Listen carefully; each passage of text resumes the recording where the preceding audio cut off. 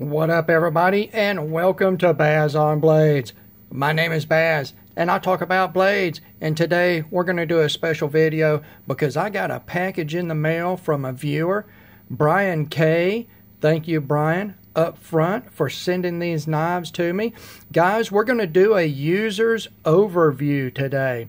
Brian K. has sent me knives before. If you go back through my playlist, you can probably find the videos, and Brian is a knife user. He's not a knife collector, guys, and he uses all of his knives, and when he sends them to me, he sends them with the smuts still on them. I often have to wipe them down before I put them on video. And that, you know what, that just puts a smile on my face, and it should you guys too, because mostly what we see in YouTube review videos is pristine knives that have never been used or look like they've never been used. And those are my knives included. I'm a little bit of a knife princess, and I sort of baby my knives.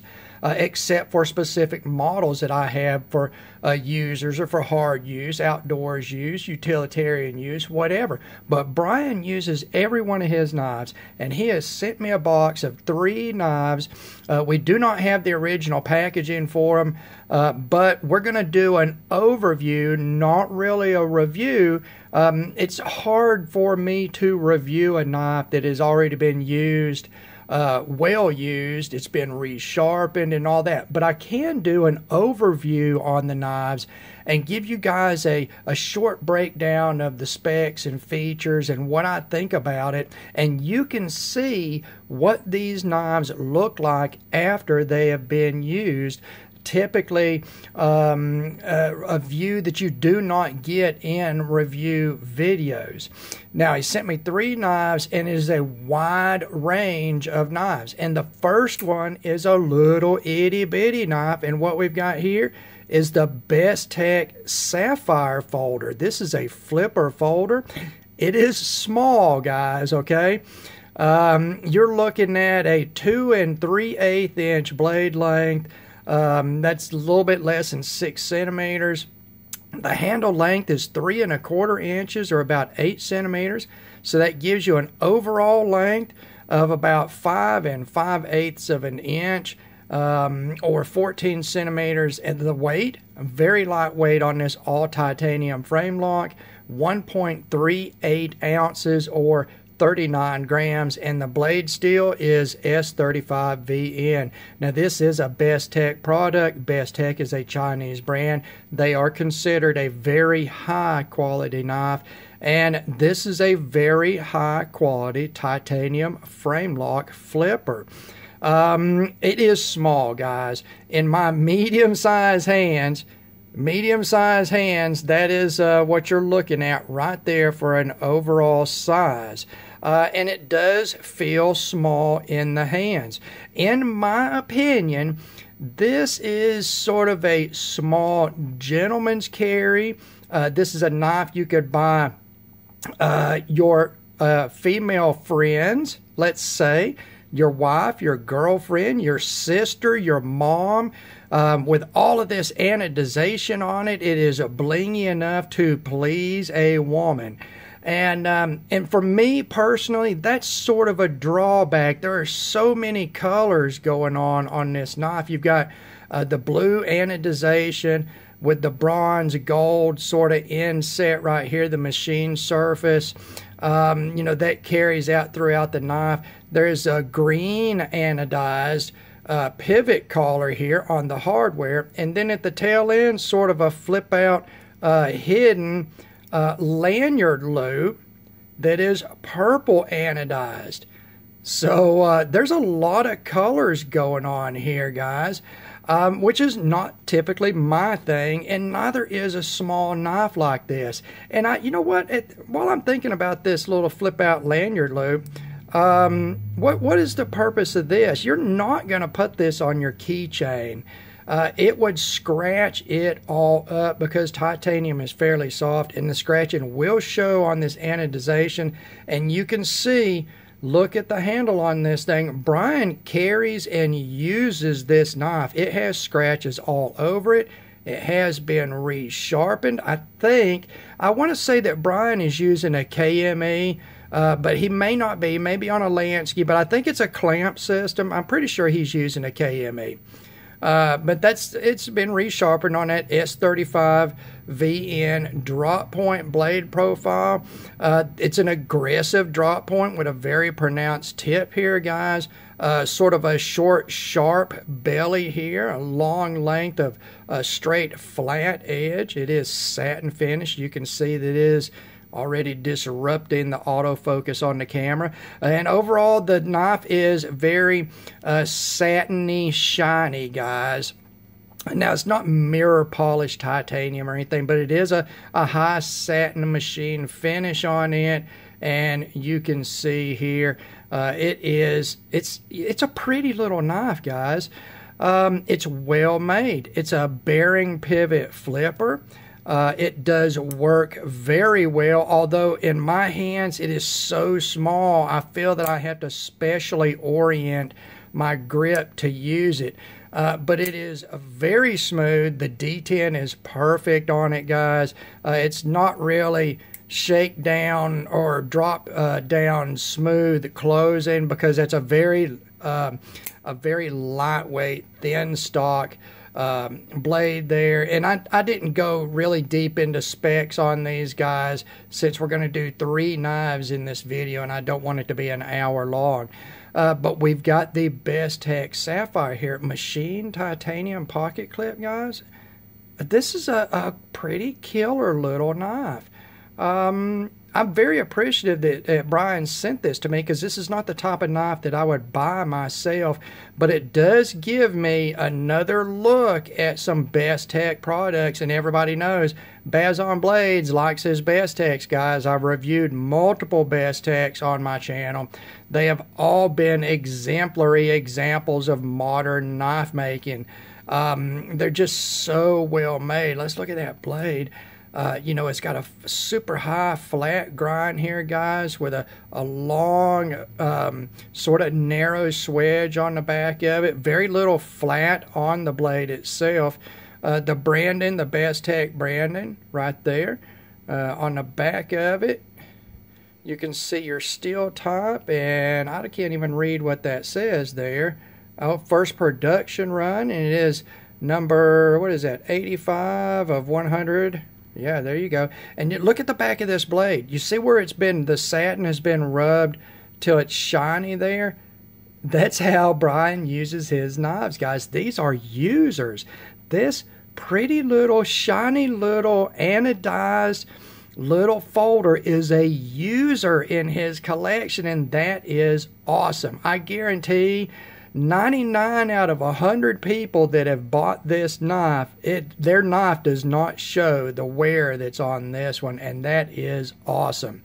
The Bestech Sapphire, guys, if you need a very small sub 3-inch blade knife, you know, 2 3/8 of an inch, you're looking at less than 6 inches overall, this is a very good option. I did price this at Blade HQ, and they were wanting $99 even for it. For a titanium frame lock flipper with bearing pivot, it does have a hardened steel lock bar insert with also over travel stop on it, and your milled titanium pocket clip. I think that's a pretty decent deal if you're looking for something like this for an elegant gentleman's carry, or for a woman that you would think would like the coloring on it and wants a small knife. A very good option, guys. Be sure to check that out at Blade HQ and other Bestech dealers if you're interested in a knife like that. So the next knife we're going to bring in here is from Real Steel. I can't recall if I've done, yes I have, the Real Steel Metamorph. No, not the, yeah, I have done the Metamorph, and I've done the, oh, I can't remember the name of it. I've done a few Real Steel reviews, but what we've got here is the Real Steel Control. Now, this is one of their budget knives. It is a flipper folder. It's on phosphor bronze bushings. And you can get this knife. I priced this at Blade HQ, I believe. and it was no, I did not. I priced this at White Mountain Knives, and it was around $55. So what are you getting for your $55 in this Real Steel Control? Well, you've got a Tanto blade here in D2 steel, G10 front side, and steel frame lock back side with all steel small parts. Your blade length is 3.5 inches or 9 centimeters. Your handle length, 4 7/8 of an inch or about 12.5 centimeters. So that puts your overall about 8.5 inches or 21 centimeters. The weight, 6.6 ounces or 188 grams, and that heavier weight is due to a substantial steel frame lock build. And again, the steel is D2 in this. So let's take a look at this. It's an interesting Tanto blade. It is a modern Tanto blade, but you can see right here there's not a crisp defined juncture in the primary grinds between this major grind here and then the secondary grind for the tip. So what they have done is they have rolled through here, and this point forward is distilled taper rather than a hard faceted sort of look to it like we typically see in Americanized geometric Tantos. That's an interesting grind to me. And again, this is a user. You can see this blue G10 is dirty. It's got some oil on it. The blade, it looks like he cut a bunch of tape with it, and I did wipe it off a little bit, but there's still tape goo on it. Guys, again, Brian uses his knives. It's such a joy to take a look at his knives. Now, this knife overall, what does it say to me? To me, it is, you know what, I'm going to say this. This knife feels in the hand much like the Medford 187 series, in that it's very thick G10 and very thick steel stock in the handle design here, or in the handle make, I should say. It is a little weighty, guys. So for those of you that, you're sort of weight sensitive, and you just can't find the time to get to the gym and knives are getting sort of heavy to you, you may not like this. But to me, it feels like a substantial tool in the hand, and a lot of that is it has a very tool-like grip. You can see here it's a very basic grip shape, but it does have some ergonomic cues on it.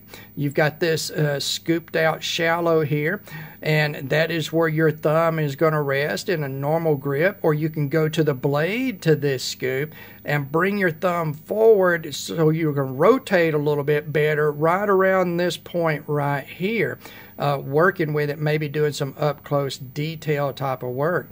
The steel frame lock, it is heavy, guys. There's no getting around that. Even if you weight relieve this big slab of steel, it is still steel. And it is weight relieved on the inside. Let's see if I can catch some light. And there you go, guys. It is weight relieved. And of course, the G10 is not. And there is no steel liner on the G10 side. As I have said many, many times before, G10, in my opinion, is structurally stiff and sound enough to not need a liner under it, unless it is just super thin. And that is not an issue here. Construction on this is extremely simple, guys. You've got 2 points of contact that are done with chain ring bolts, and they're very easy to manipulate. This knife will be very easy to take apart. 2 contact points to clamp it together, and then some phosphor bronze bushings, blade, and your handle and lock side scales. A couple of Torx head screws here to hold this pocket clip on, and you can see it is in a recess, so you're not going to get any movement side to side. It is not ambidextrous, And I did not say that on the Sapphire either, but the pocket clip is not ambidextrous on it. It's just for right hand tip up. Again, here with the Real Steel Control right hand tip up carry. And this Tanto blade, guys, love a Tanto blade or hate a Tanto blade, I think this one is attractive. It's very well done. It has a unique grind to it. It has a unique, almost harpoonish look because of this concave recess right here. To me, that does give it sort of a harpoonish look, and I think it's an attractive blade profile and going to be very utilitarian, as Tanto blades tend to be. All right, now what about the action on this thing? I said it's on phosphor bearing bushings, and it is. There's no bearings in there, guys. It's you know, I don't know if I can get enough light down in there for you to see the bushings. But I think from some of my recent videos on knives that have phosphor bronze bushings on flippers, it can be done and done very well. This knife it's pretty doggone smooth, guys. In the flipping action, I could say let's go another 0.5% more stiff on the detent on it. But you know what? I think I would have to try. Yeah, I can try and I can fail the flipper action. But under any normal flipper use, it's pretty crisp, guys. And again, this is a user. I do not know how it came out of the box. And I have not opened this knife up. I didn't open up any of these knives. I wanted to show them to you guys as they came to me as users. So if you like a Tanto type of blade and you like a chunky beast sort of build and you don't mind a steel lock side, which does have benefits over titanium, guys. Yes, it is heavier, but on a steel frame lock, you do not need a lock face insert because the steel is its own lock face insert. So you've got steel against steel lockup. Very good for wear characteristics, guys. I think this would be a super usable work knife. It just feels really strong and substantial in the hands. You know, the 3.5-inch blade length and overall length of 8.5 inches is right there in the sweet spot, sort of paramilitary 2-ish sweet spot as far as an EDC knife. And while this is a little weightier, I think it is a great option, especially for $55, guys. And I did see that White Mountain Knives does have this model in stock at this time. If you see this video right after it comes out, which is, I don't even know what today is because I'm working so much I can't even keep up with the days. I think, you know what, I think this is a pretty decent knife. I love this chunky build. Now, if you are weight sensitive, there is a carbon fiber front scale and titanium frame lock version of this knife with all the goodies and accoutrement that come with a modern titanium frame lock. It will weigh less. It is the same profile, same blade profile, and it's up around the $200 price point. And I did not check the blade steel on it, but I'm going to go out on a limb and say it's probably in S35VN. Please feel free to correct me down in the comments if it is not. But so for those of you that would like a more premium version and lighter weight version of this knife, it is available from Real Steel Knives. Again, the Real Steel Control in blue G10, D2 blade steel, and a steel frame lock. You can get it for around $55. A great substantial EDC option. Now, the last knife that is coming in sort of swept through the knife community in 2018, and I did not get my hands on one, but Brian has sent me one, and that is a Honey Badger, guys. This is the Western Active Honey Badger. This is the large size. It is available in 3 sizes on Amazon. The large size, the blade length is 3 5/8 of an inch or 9.5 centimeters. Your handle length 4 5/8 of an inch or 11.5 centimeters for an overall of 8 1/4 inches or 21 centimeters. Your blade steel is HCR 13 MOV, and your weight a reasonable 3.9 ounces or 111 grams. A lot of that weight characteristic is due to the FRN handle scale construction, and there are steel liners that are underneath that FRN. They are recessed or hidden away there. They are weight relieved. You can see up here on the top side, you do see the weight relieving in there. This knife is built on a bearing pivot, on a steel bearing pivot. You know, like I say, HCR 13 MOV blade steel, FRN handle scales over steel liners. You do have a steel deep carry pocket clip that is also right hand tip up only. And you know what? The action on this knife is pretty decent, guys. It's got a moderate detent, which holds plenty of energy to open the blade briskly. You know, the action is, it's pretty decent, guys. Pretty decent, especially when you take into account this knife is $36.50 from Amazon. If you're an Amazon Prime member, throw in some free shipping on that, so $36.50 shipped for a knife like this. Now, a lot of you guys are going to say, HCR 13 MOV, oh, I wouldn't buy my dog a knife with HCR 13 MOV, and I hope not, guys, because honestly, I've never seen a dog that was that concerned with knives. All the dogs I've had were firearms enthusiasts. Take that as you may, but you know, guys, I'm on record. HCR 13 MOV and its contemporaries in the mid-range arena, the AUS-8s and the 440Cs and the 12C27s and all of that, I think those steels are perfectly fine.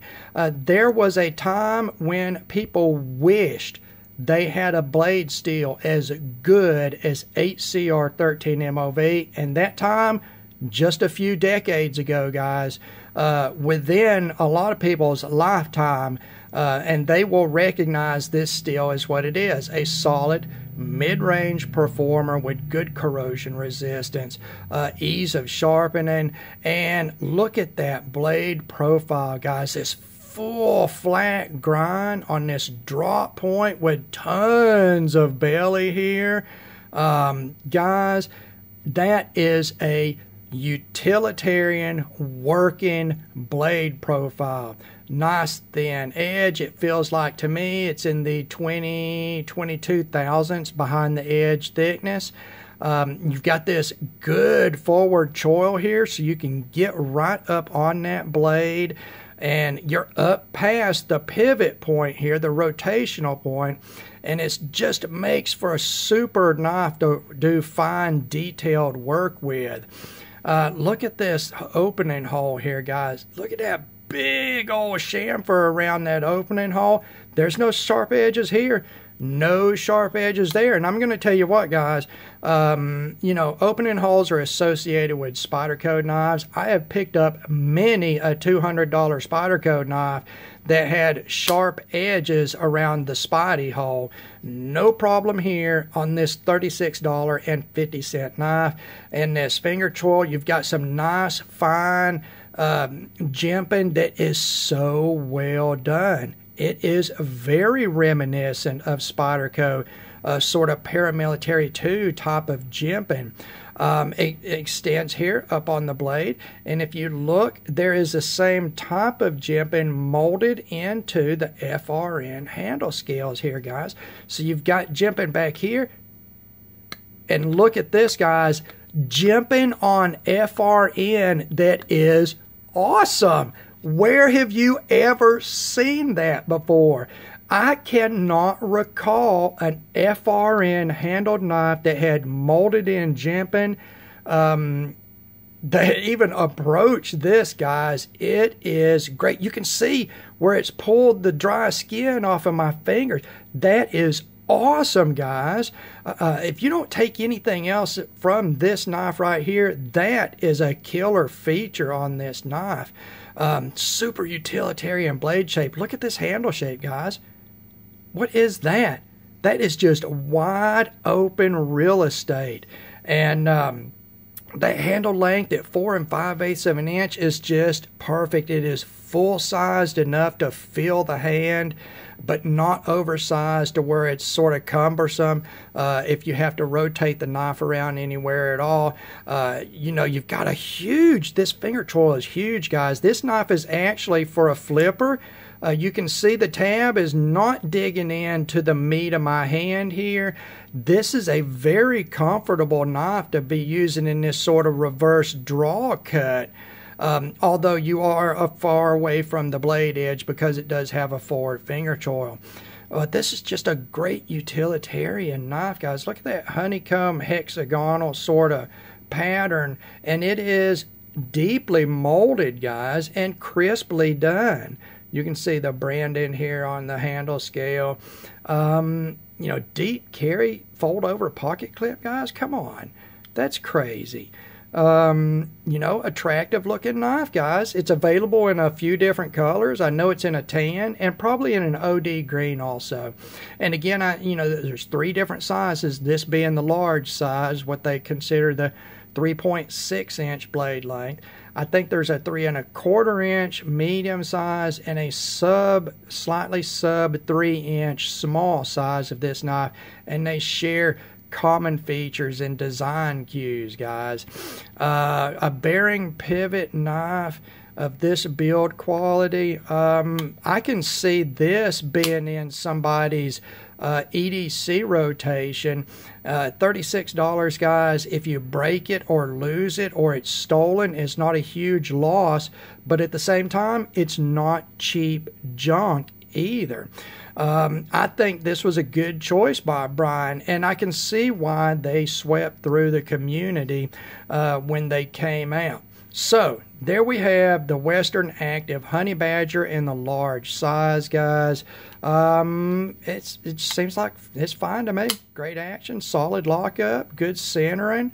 Yeah, that's pretty doggone good, guys. So there we go. We've got 3 knives from Brian. The large size Honey Badger, the Real Steel Control in blue G10 steel frame lock, and then the Bestech Sapphire, the titanium frame lock from Bestech, is a little dressier and flashier and a little more look at me. Guys, look, that's a great selection of knives, and I'm going to go back to this. It's so enjoyable to see these knives used because most of the time, admittingly, like I said, I'm a little bit of a collection princess, and I sort of baby my folding knives. Now, fixed blades, not so much, but my folding knives I sort of baby because you know what I say about folding knives. There is no such thing as a heavy-duty use folder. They are all medium use. None are heavy-duty. I don't care if you pay $1,000 for the biggest, thickest titanium frame lock that you can get. A folder is still multiple pieces held together with very small hardware, guys. If you want heavy-duty, you go to a fixed blade. Rant over on that. But thank you very much to Brian. I did squeeze all 3 of these into a less than 30-minute video. Thank you guys, as always, for watching. 3 great options on 3 different knives here for you. You know what? God bless you guys, and we will talk to you again.